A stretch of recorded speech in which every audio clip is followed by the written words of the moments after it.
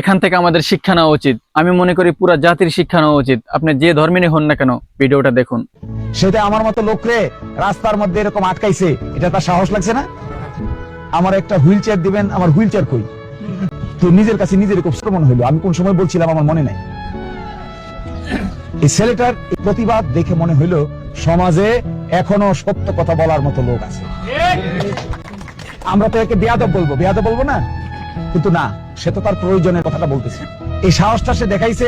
এই সাহসটাকে যদি আমি মনে করি বেয়াদবি, তাহলে তো সমাজে ভালো কাজ করতে পারবো না।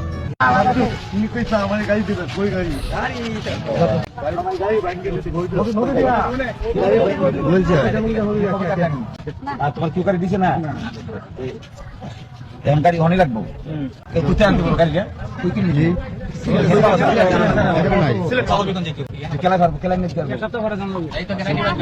আমি যদি বলেন আমি আইনে দিব